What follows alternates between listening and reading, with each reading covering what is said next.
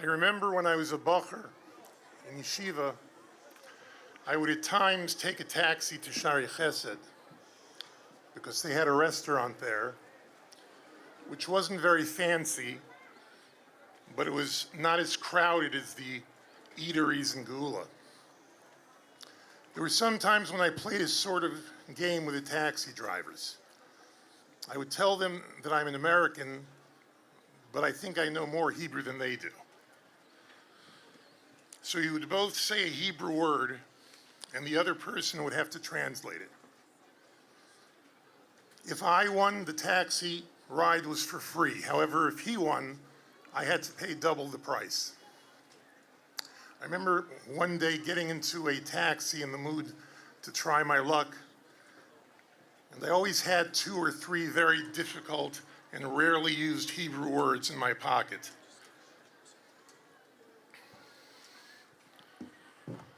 The one I used most was bedil, as in bedil sigaria. And for some reason, with all the smoking going on in Eretz Yisrael, most Israelis did not know how to say a cigarette butt in the word Hebrew. In my apartment, actually, in my dira, we didn't need carpet because we had bedilei sigaria all over the floor.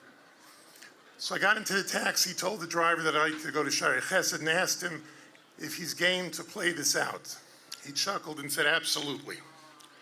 My price to Shari Chesed was either going to be 20 shekel or the ride would be for free. I pulled the word bedil out of my pocket, and surprisingly, he knew the definition. He then asked me if I wanted a paper to write down the word he was going to give me, as it was very long and complicated. I said, just give me the word. He smiled and said, I probably should have told you that in university I majored in language arts. That was the first time I realized you need a major in language arts to become a taxi driver in Israel. He held out his hand to the back as though he was waiting for me to give him 20 shekel, and he said, slowly, Maze encyclopedia. More schnitzel for me. For any Bachrim who are new to this country, my best piece of advice is that when entering a taxi, say, Bivakasha, lasim et hamoneh. They might try to talk you out of it, but you have to stay stern. You see, when I originally came to Eretz Yisrael to learn at the tender age of 17, I took a tender from the airport to the address of the dira that was arranged for me. I got out of the tender, and for 20 minutes, I was trying to find the address that I needed to go into. I finally gave up and hailed a taxi. I got in the back and told the driver my destination. He said, 10 shekels, beseder? I answered the only word I knew in Hebrew at that time, which was Cain. He barely drove 25 meters past 2 buildings and said, we're here, and asked me for my 10 shekel. That was my welcome to Eretz Yisrael. Ever since then, before I learned how to say restaurant, bathroom, or any other commonly used words, I protected my bivakasha lasim et hamoneh. After several years, I got married. And Baruch Hashem, we had a baby. And before teaching her to say mama, I practiced with her bivakasha lasim et hamoneh.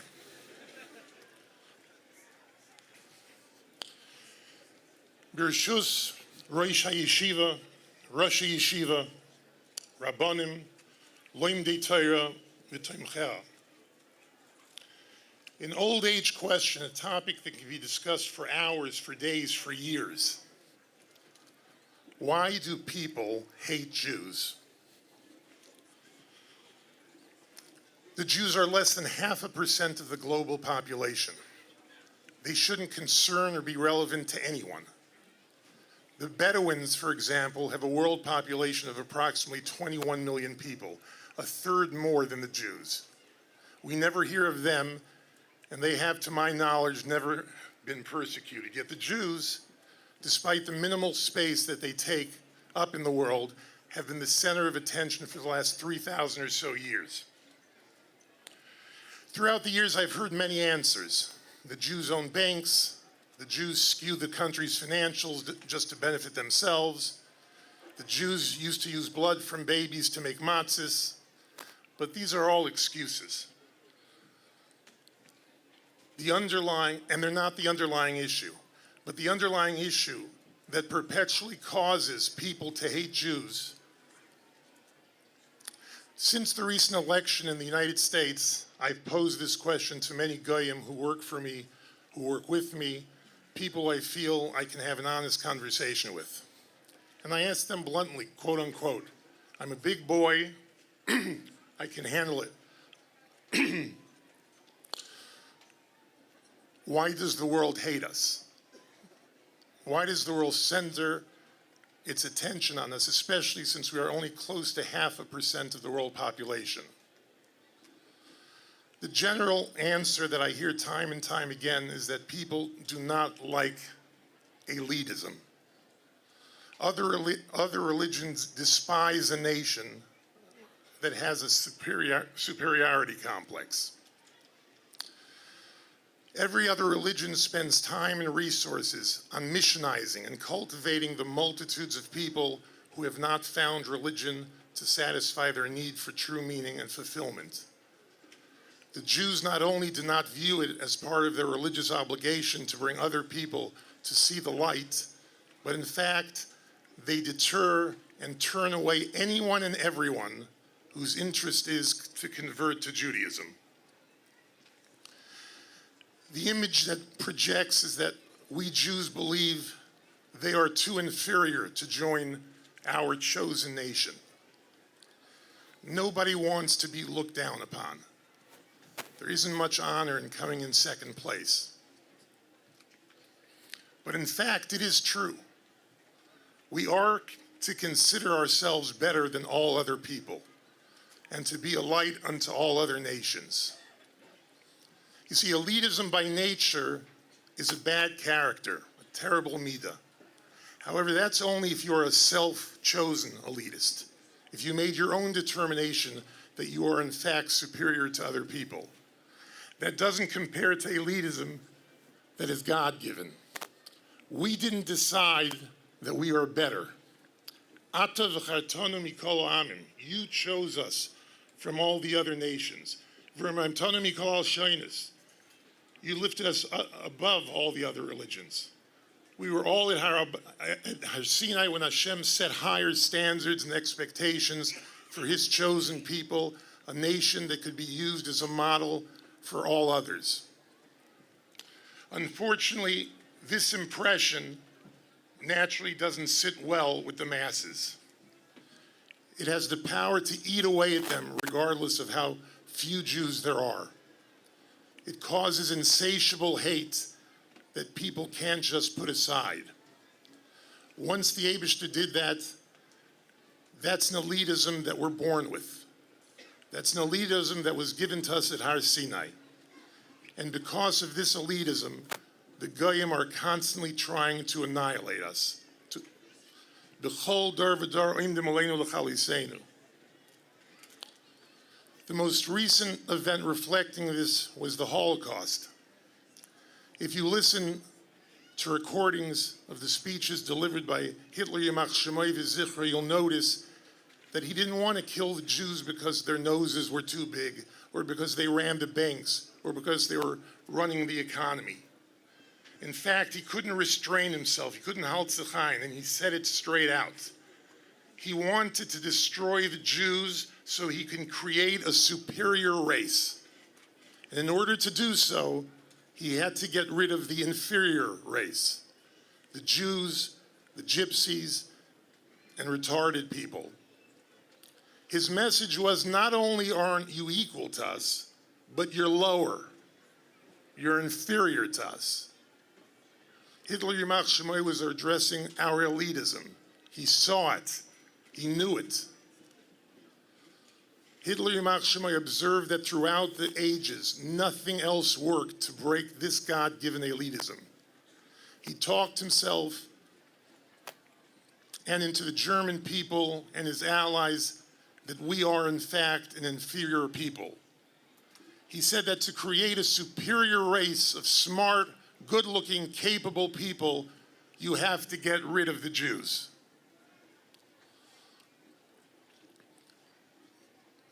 There's no question that Hitler Yamach Shemai knew that wherever the Yidden went, the economy flourished. That Yidden were the biggest Bali Kishroinus, and if you really wanted a super race, you would have to add the Jews in. Throughout the generations, we've been persecuted, tortured, murdered, placed into ghettos, and subjected to any other means that the masses felt would break our spirit. After living in subhuman conditions in overcrowded ghettos, a Jew would still decline an outsider's request to join us. So the pain and the torture got more severe with the passage of time, as other countries and religions were determined to force us to lose our superiority complex. What makes matters even worse for us is the constant belief among the liberal left-wing Jews who are convinced that integrating into other peoples will make the Jew unidentifiable. The philosopher George Santayana said, a famous quote, "Those who fail to learn from history are doomed to repeat it." Certain sects of our religion simply don't get it. While it might seem logical to them for one reason or another, it has never stopped the fiery wrath of other religions from identifying us and making us suffer. I don't know Hashem's ways, but perhaps every Yid, no matter how observant, wears his Pintel Yid on his sleeve. And as long as there are Yidden who maintain the gift that was bestowed upon them, the mitzvahs, the Torah, the nations of the world will not differentiate between Jews based on their level of observance. On the surface, it makes perfect sense. If we can show that we are identical to them, if we can exhibit their behaviors, if we could just be tolerant. Yes, tolerance. Tolerance is the key word. Why would any nation have the desire to annihilate us when we display tolerance to anybody and everybody? So we join in their parades. We acquire their taste for art. And we focus on learning and maintaining their culture. And as history has shown us, it never works. In the first recorded persecution in the Torah, the Yidden were exiled in Mitzrayim, and the only ones who merited to be a part of Yetzias Mitzrayim were the minority, Shelo es Shemam, ves Levusham, ves Malbusham. And from then on, we've experienced persecution, crusades, pogroms, inquisitions, expulsions, and every other means of torture that has befallen us throughout our history.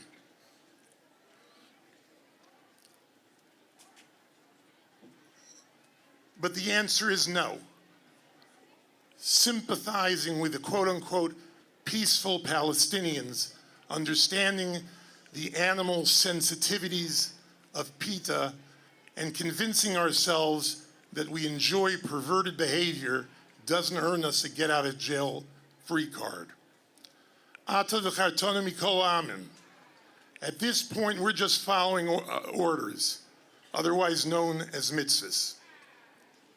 The famous halacha of Esav Soines Yaakov does not translate into Esav Soine the intolerance.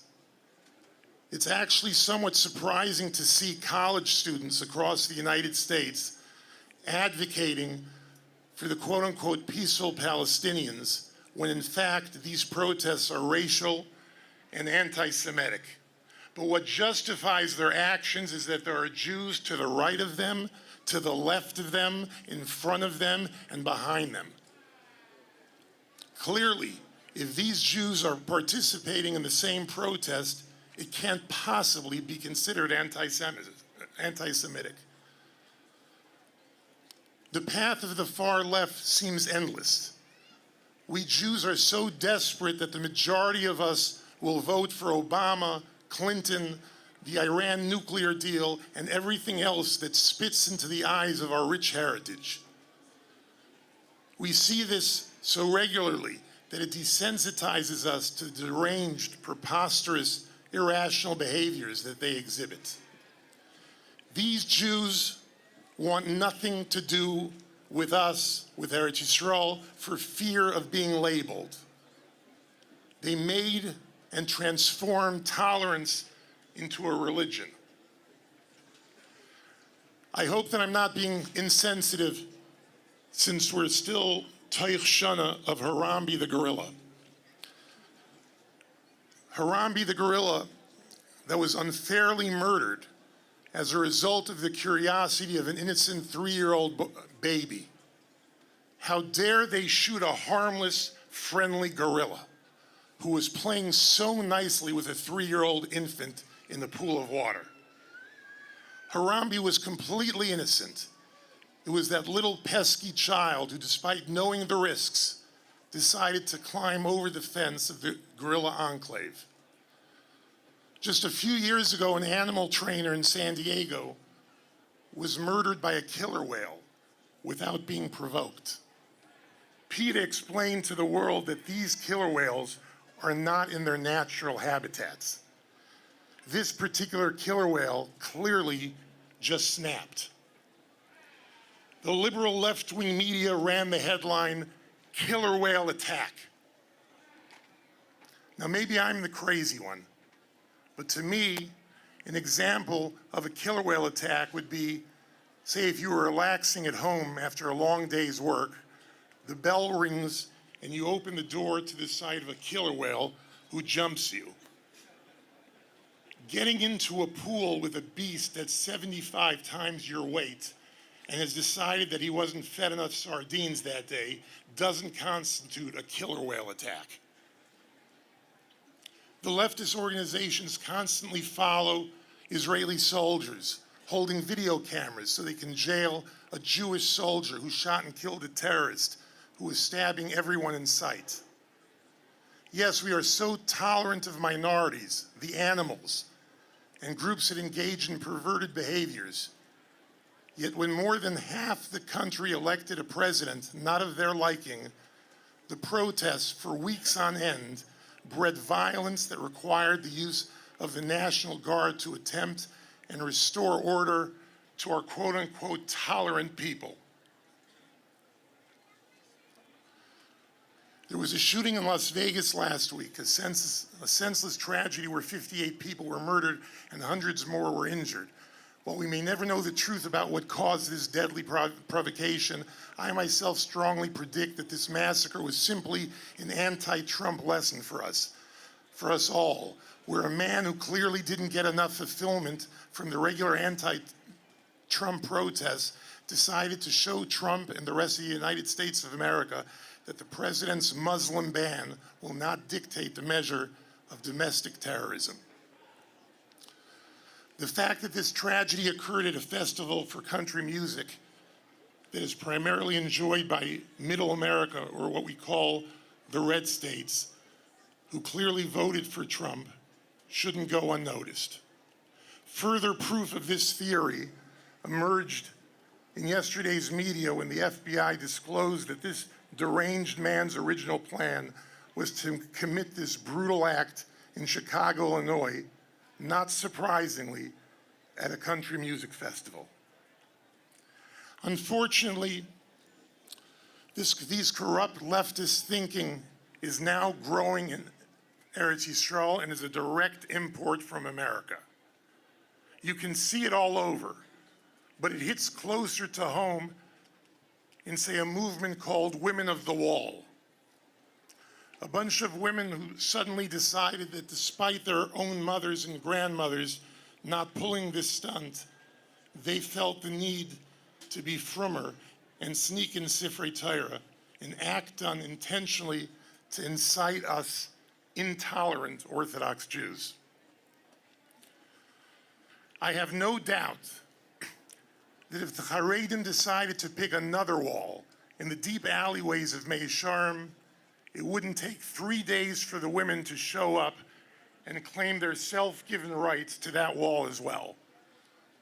I wouldn't be surprised if I was told that in 1948, when the state was established, the entire population didn't contain more than 5 liberal leftists, who are referred to in this country as Smolanim.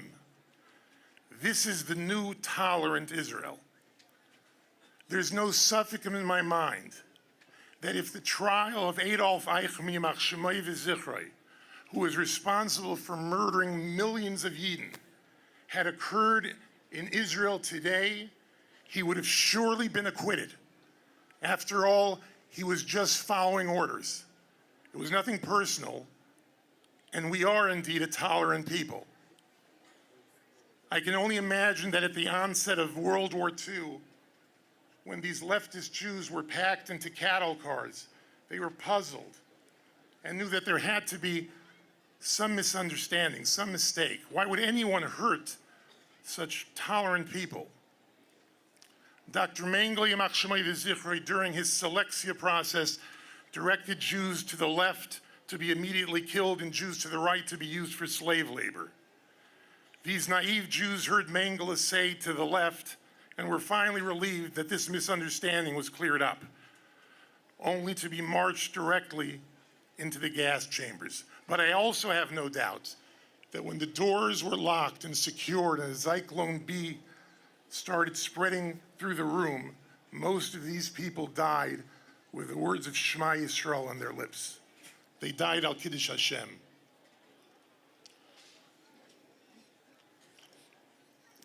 We have to daven that the left finally learn the lesson that was taught to them time and time again. The worst and the most damaging religious problem today is a group called Open Orthodoxy. And what's so dangerous about them is that they hijacked our name and description. You see, Orthodox, conservative, and Reform are not nouns. They describe different facets of religion. The definition of Orthodox is traditional, non-changing, keeping everything the same. There are Jews who took a more conservative approach and are not as observant as Orthodox. They're therefore called conservative. And then there are the people who feel that as the world reforms, religion has to reform with it. So they have reformed and recreated Judaism as a whole. Again, those are not names, they are descriptions. So imagine someone whose parents were Orthodox and they feel that they want to maintain an Orthodox lifestyle as well. They can now join Open Orthodoxy and consider themselves Orthodox Jews. If there are traditional Jews, Mesorati, who might not be so stringent in their observance of the Torah, yet want to remain Orthodox, they too can be fooled into Reform Judaism that misleads all by its devious name. Dear Rabbi Open Orthodoxy, let me tell you how it works. Going to shul doesn't make you frum, just like standing in a garage doesn't make you a car.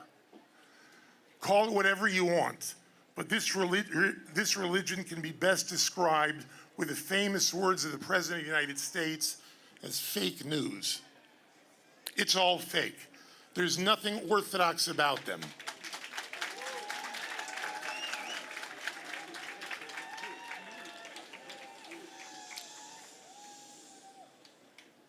And the only thing that's open are their businesses on Yom Kippur and Shabbos. The concept of Open Orthodoxy has to be eradicated like a cancer. Not the people, just the concept. You have to be blind and living under a rock not to realize that we're B'ikvus de Moshiach, which is described by Rabbi Chanan Wasserman, Hashem Yikam Damav, as a time when everything that occurs will be chutz miderech hateva. Unfortunately, a lot of survivors of the Holocaust lost their religion as there was no bigger proof that a God does not exist, for how could God let such an unconscionable tragedy happen to his chosen people? While it is not my intention or position to judge any of the survivors, none of us can. But when you look slightly below the surface, the Holocaust was actually, in my humble opinion, one of the biggest proofs that there is an Eibishter.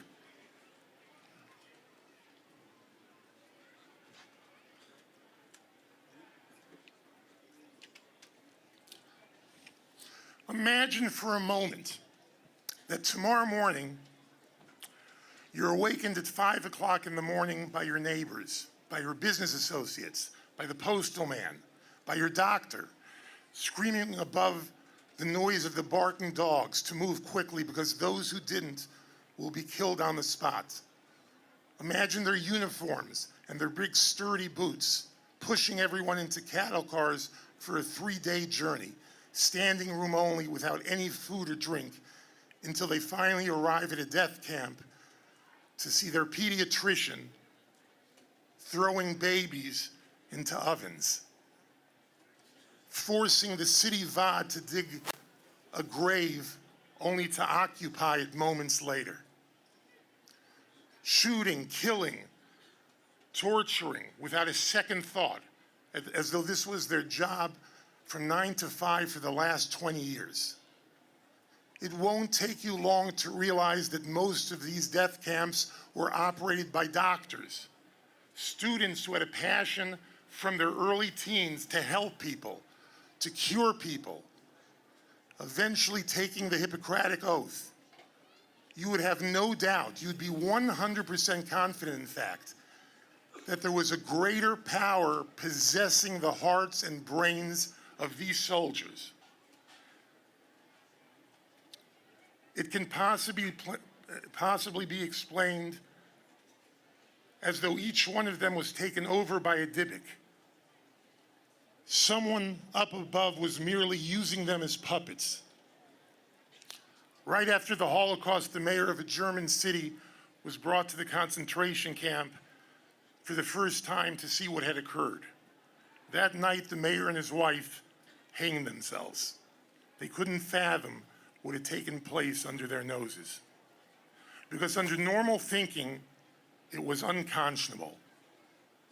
After the war ended, that koyach of evil, that koyach that seemingly possessed everyone, departed. Suddenly people couldn't comprehend how such a thing can happen. No one could believe that a pediatrician can put children into an oven. No one could believe that someone who went to college in order to learn how to care for people would torture prisoners and conduct appalling experiments. Many of the children of SS officers who were interviewed after the war, most of them, or a lot of them, don't talk to their parents. And the ones that do say that they are dumbfounded. They have zero explanation. They say that wasn't them, that wasn't who they are. We can't explain how they did what they did. The teretz is that they were being controlled and influenced from above. Could such an unbelievable, inconceivable, unimaginable catastrophe possibly occur without a higher power? It's a lot easier to believe that Hashem did something bad, chas v'sholom, than to believe that nobody up high manipulated this calamity to occur. I want to be clear. I'm not opining on why the Holocaust happened. I don't profess to know the ways of Hashem.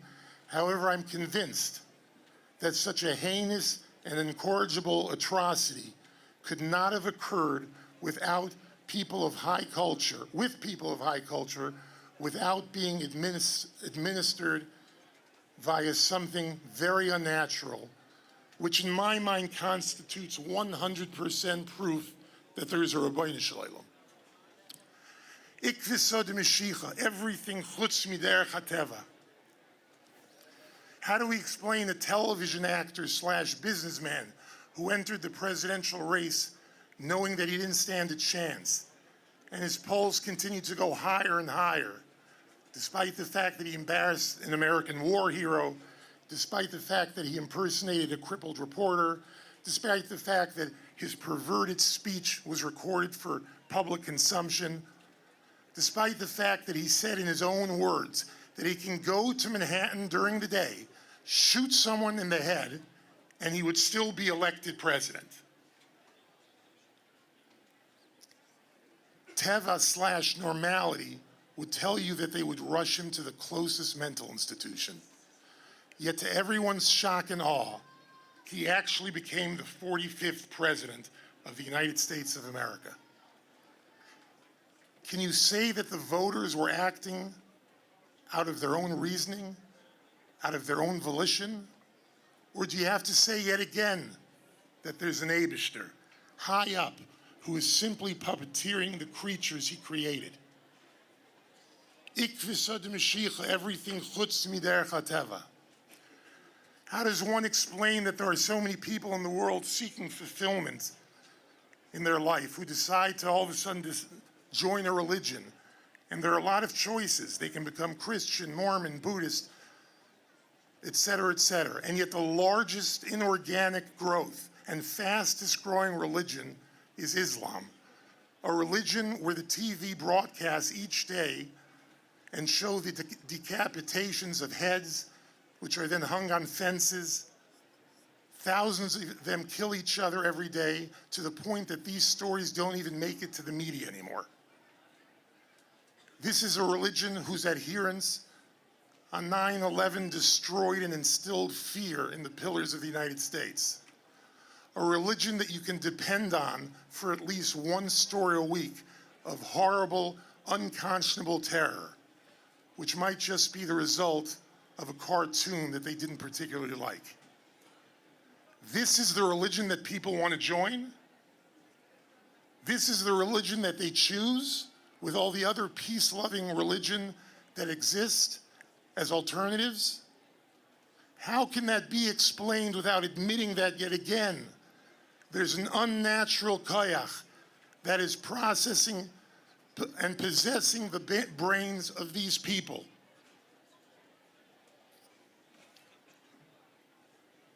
Ik v'sod Moshiach, everything chutz miderech hateva. But if you think about it, since the destruction of the second Beis Hamikdash, there were never before 70 consecutive years where there were no mass persecution of Jews. Yes, there could have been a swastika graffitied on a building or a lone shooter entering a temple, but no country in the world, even the Arab countries, have specific rules and regulations treating Yidden with their own exclusive self-hindering regulations. Forget 70 years. There were never even 10 years. There is only one way to explain this. You don't have to be a scientist to realize the one other material change that occurred. In the history of Klal Yisrael, there was never anything near the amount of Torah in both Kamus and Eichus that exists today.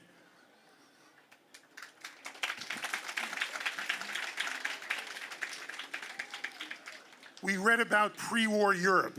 It's estimated that there was a maximum of 4,000 people who learned Torah Umnasei, and that included both Bachrim and Avrechim. The yeshiva we stand before today alone has more than double that amount.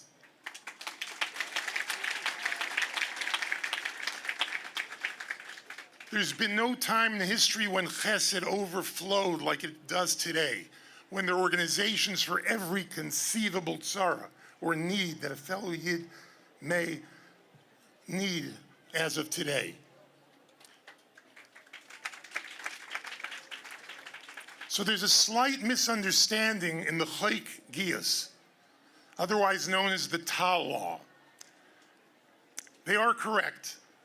We don't want our children exposed to all the divrei nevalos that occur in the army, but that's not the main problem. The main problem is that the Chayk Giyus is taking soldiers from our army. They're taking the Chayalim who have made 70 years of history without the baggage that Yidden were used to. Avrechim, Bachrim, hold your head high. Hold your head very high. You have saved Achenu B'nai Yisrael and continue to save them for 70 years, Halavai Weiter.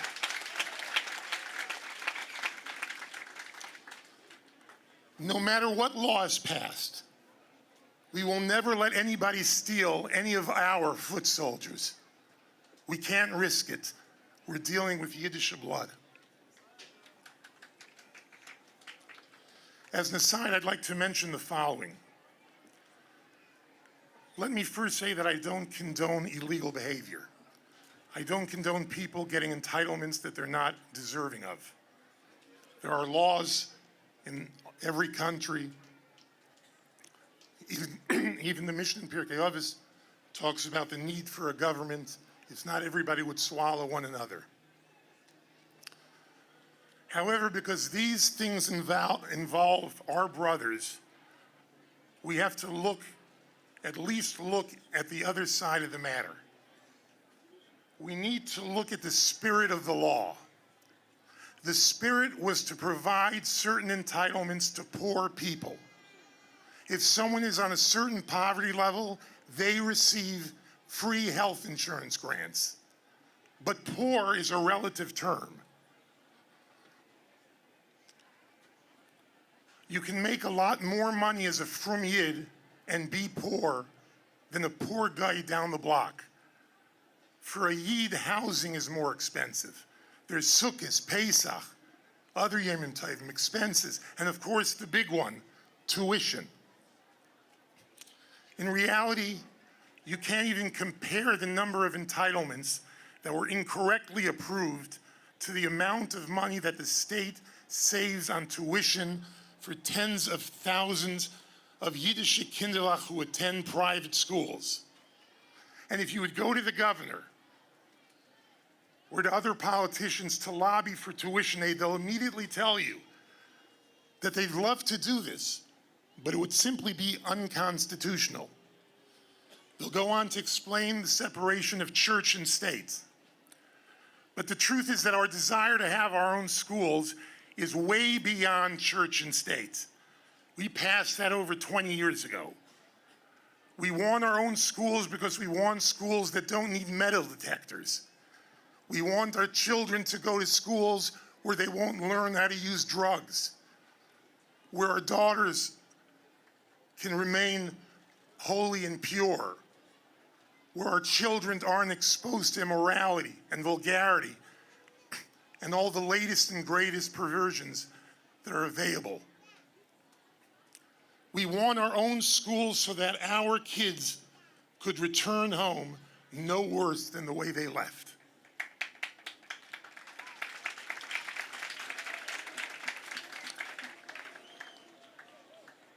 People are constantly questioning me, Rechnitz, why are you donating money to a philosophy that at some point will be forced to implode? Rechnitz, you're an enabler. If you stop giving money along with some other Ashirim, they would be forced to go to the workplace. And the two answers that are very clear in my head are, number one, if it's not broken, don't fix it.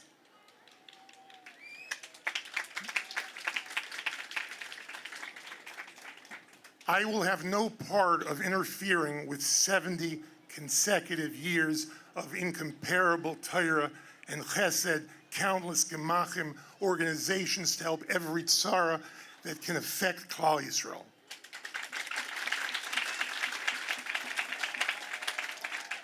And secondly, even if these people are correct, I'm not going to be the one, Achar Me'avis from Shana, to brag to the Eibishter that I stopped being an enabler, and Baruch Hashem, I was able to cut the world's learning in half. I'll leave that to someone else.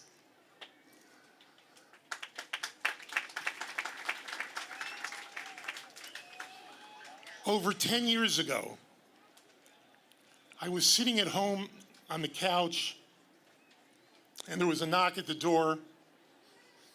Baruch Hashem, it wasn't a killer whale attack. Standing there was a 16-year-old boy. Behind him, across the lawn, were his suitcases. Dumbfounded, I asked him, "What happened? What's going on?" He explained to me that his father had just thrown him out of the house.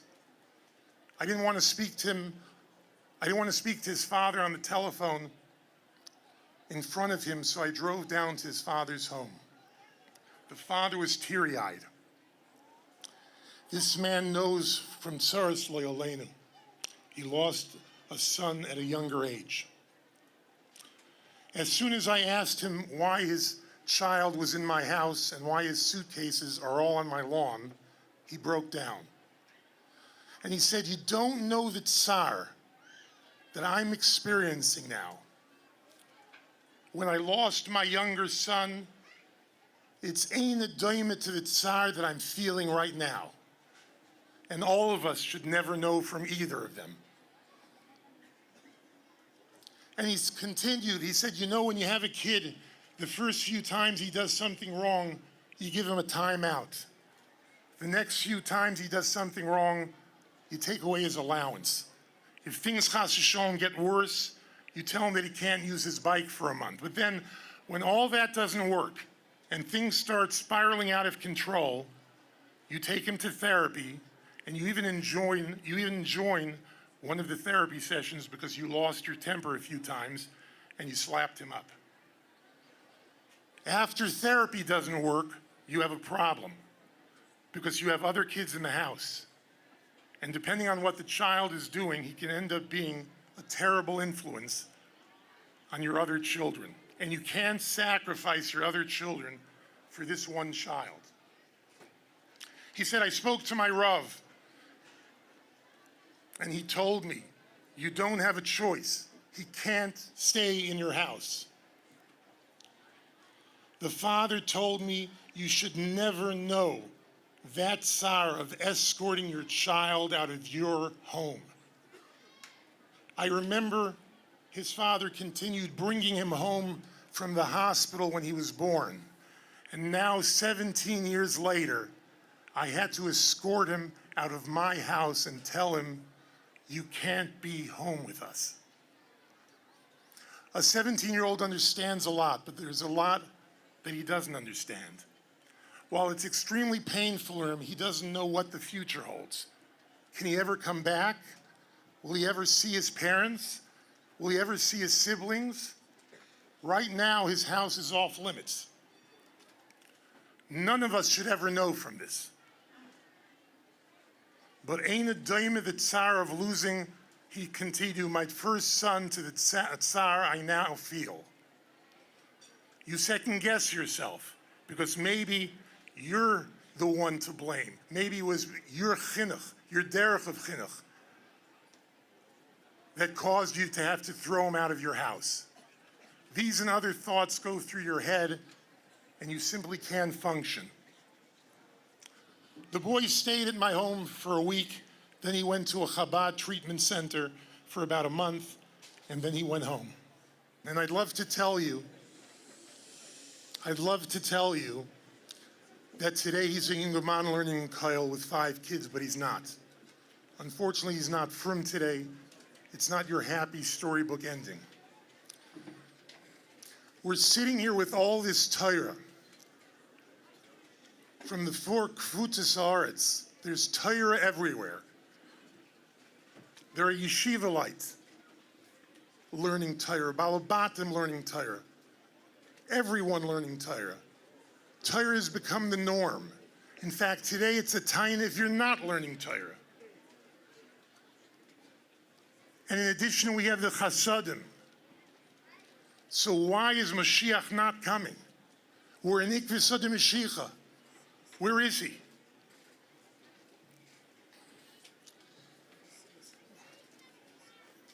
I believe the answer is that some people think that the Beis Hamikdash was destroyed because of machlokes, but that's incorrect. Machlokes might be based on skewed reasoning, but there's a reason for each side to be upset with each other. We learn about the danger of machlokes, or the law of machlokes, from L'yeh Kikarech V'Adasai. But there's something worse than that. And so that's why the Beis Hamikdash was destroyed. It's called sinas chinam. It means hating someone just because they exist. Nothing more. A lot of it is driven by kinna, but either way, it's one of the most damaging midos. The Eibishter saw that we were getting a bit lax in our Shmiras HaMitzvahs, so he gave us some time out. It got worse, so he had to turn to expulsions. We still weren't getting it, so we were met with pogroms and crusades. Every few years, Yiddish blood was being spilled, and we still didn't get it. Finally, the Eibishter said, with a tear coming out of his eye, "I'm sorry, but I can't have you in the house anymore." The Eibishter escorted us out of our house, the house that we shared with him. And the only thing that's holding us back from Moshiach coming at this time of the very apparent Ikvusot Moshiach where we're holding, with all the Torah and the Chesed at unprecedented levels, the only thing holding us back is this sinas chinam. And there's only one way to get back into the house, and that's to get rid of the reason we were thrown out. That's the reason, to fix the reason that we were thrown out, which is we need to eradicate sinas chinam. Lo yisisna es achicha bilvavecha, the pasuk tells you. You shouldn't hate your brother in your heart. You see him in the street. Oh, you're here for the first few days. Wow, where are you staying? Where did you daven? Any Cholamayit trips, plans? Will you be for the second days? That's the conversation on the outside. But inside our hearts, bilvavcha, deep inside our hearts, tragically, there's a fiery hatred. Ask me why. I don't know. There's no reason. When the Eibishter sees his children hating each other, his pain causes him to throw out his children and keep them out of his house. What's so ridiculous about this sinah is that the only one who loses is the one harboring the hate. With machlokes, you can say something, a shtach, and get something off your chest. But with sinas chinam, only one person is getting hurt. And the only person getting hurt is you.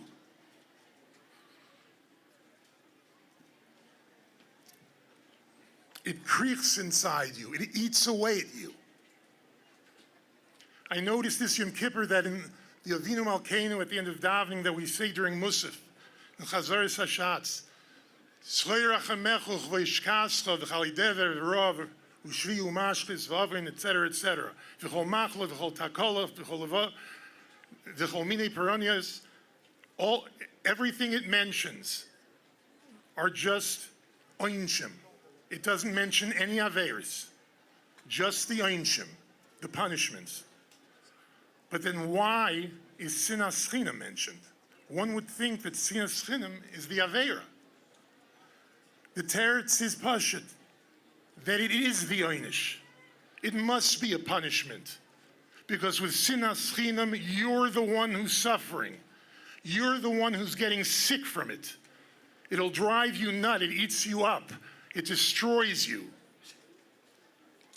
A while back, I heard somewhat of a joke where Rabbi Yosel comes into shul one Shabbos morning and the Gabbai comes over and says, "Oy, did you hear Nebuch Reb Mottel was Nebuch diagnosed with Yena Machla?" And Rabbi Yosel gives a krech and says, "Oy, what are we going to do?" And he has 10 kids. Nebuch, they're going to be Yisayimim. How's Klal Yisrael going to deal with all this tzara? Well, after davening, Rabbi Yossel goes home. It's Shabbos, he eats cholent, he takes his nap. The next Shabbos, he comes to shul and the gabbai says, Rabbi Yossel, did you hear about Reb Nachman? Not that Reb Nachman. Oh, his business partner stole from him and he's lost all his money. He's bankrupt. He's going to need to go on Tomchei Shabbos. He's becoming an ani ve'evyan overnight. And Rabbi Yossel responds with a sigh, Oy Eibishter, ad mosai. It's too much already. We need to make a Yom Tefillah. How many tzaros can we take? And after davening, Rabbi Yossel goes home in good spirits, or in bad spirits. He eats his cholent, he takes his Shabbos nap. The next Shabbos, the gabbai greets Rabbi Yossel and says, did you hear that Rav Moshe's oldest child went off the derech? It's shreklach. And Rabbi Yossel empathizes, oh, it's terrible. What could we do? What are we going to do? We really need to make a tainus. We need to make a place to take hisayris, maybe speeches, to take responsibility for these things that are happening. After davening, Rabbi Yossel goes home, eats cholent, and takes his nap. The next week, Rabbi Yossel goes to shul where the gabbai approaches him and says, did you hear the good news? Reb Mordechai won the lottery, $200 million. Amazing. He really didn't win. Imagine the tzedakah he'll be able to give. Imagine how much easier things will be for him. Imagine how many yeshivas he'll be able to build and support. After davening, Rabbi Yossel goes home. He can't eat, he can't sleep, nothing. The problem with this joke is that it's not such a joke. There's more reality in it than there is humor. The Gemara in Gittin Daf Lamed teaches us this very lesson where Rav Papa says, Hainu Damar Yinshi. Mischavrecha Osher, Yisasher lo Yisasher. If you hear that your friend has died, you can believe it. But if you hear that he became rich, you don't necessarily believe it. And this is precisely what the Gemara is saying. We Yidden have somewhat of a tendency that is inborn. It's something that every one of us has to work on. It's invisible. It's in the subconscious rat race. If someone is doing better than you and you hear that he had a tzara, you're not happy, but it's not the worst thing. The only time that a lot of people finally have emistik or achmanis on someone is when they weigh 80 pounds, are in the ICU, have lost all their hair, and were told by their doctor that they have 2 weeks left. Then we go to daven by their bedside and we mean it ernst. But God forbid for him to grow back some hair. God forbid for him to gain back some weight and regain some strength. And for him to actually have the strength to share an opinion or his sheet on something. And our reaction is, who exactly does he think he is? That's sinas chinam. There's a pashut question on the Gemara that brings the mice of Kamsa bar Kamsa. There's a sefer I'm sure you all know called Ein Yaakov, which contains all of the Agadita throughout all of Shas. The Gemara obviously doesn't scrimp when it comes to describing the Agaditas, all the stories. There's 7 volumes.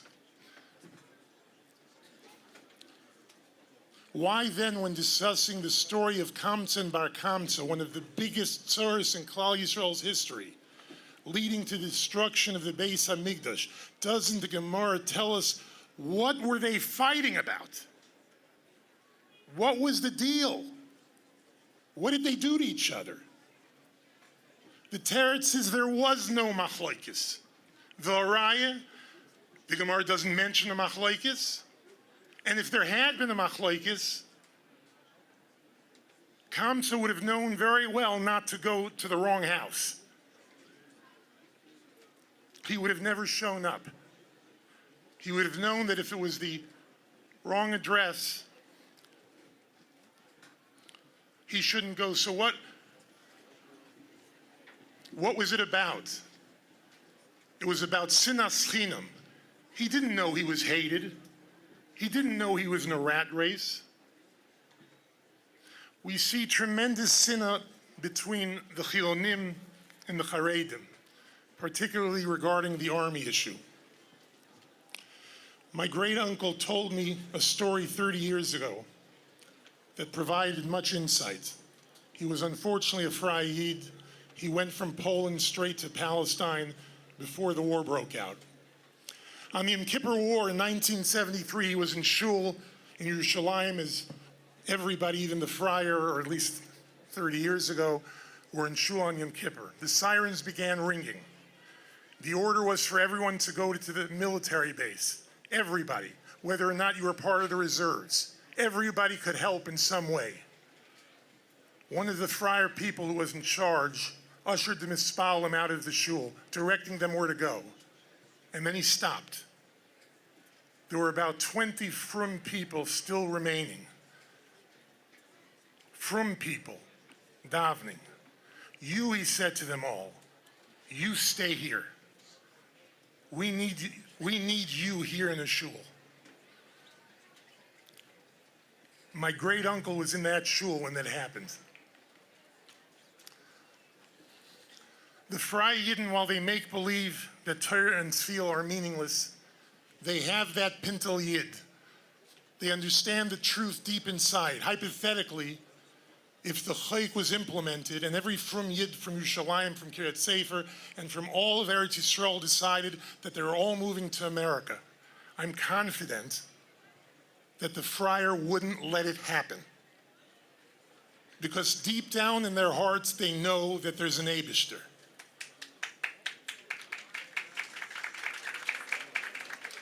They know deep down that our Torah and Tefillah are powerful. And at the end of the day, these are Achenu B'nai Yisrael, whether they're Chiloni, Israelis, Smolanim, from the far left in America, or adherents of Open Orthodoxy. They're a part of us. Loisisna es ochicha bilvavecha, they're the same ochicha as the fellow in shul. We have to draw them in. We have to cultivate them with love, not with hatred. We need to be proud of who we are. We have to spread our influence with kindness and sensitivity. Hakol Kol Yaakov. We don't fight. We shouldn't be fighting. We shouldn't be throwing rocks, especially at frum soldiers, davening in a local shul. It's below us to start throwing chairs at the koisel to the women's side. The only way we'll ever bring them back is ba'ava. And if we're taka the chosen people, and we're a light unto the nation, and the Rebbeinu Shalom has different expectations from us, then we have to go and make shalom ba'ava. We have to cultivate relationships with these people, show them how rich their heritage is. And if we can do that, if we can eliminate the sinas chinam, then next Sukkot we'll all be here again. But this time for the mitzvah of Aliyas Regel.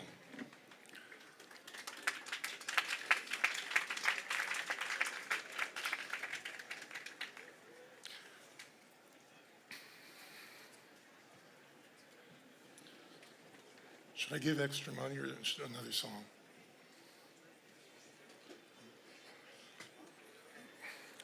I was able, Baruch Hashem, to work out with the yeshiva's help, that at least for the next 2 years, every younger man is getting an extra 100 shekel a month.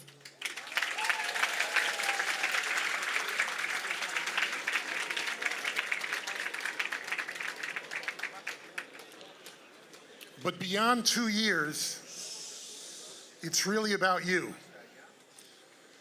It's about the people who have Torah, the people who are Megan. We have to rely on those people davening for us. As is famously said, we don't know who supports who. And the Mir Hashem, as Mir grows, as Torah grows, with Siyata Dishmaya, there will be more money. There will be more money to the point where every Avrich can in fact hold his head up high and not have to think about a parnasa.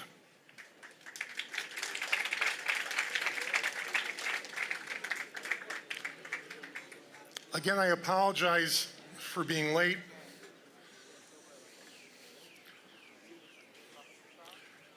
If you liked the speech, I wrote it. If you didn't, it was my friend.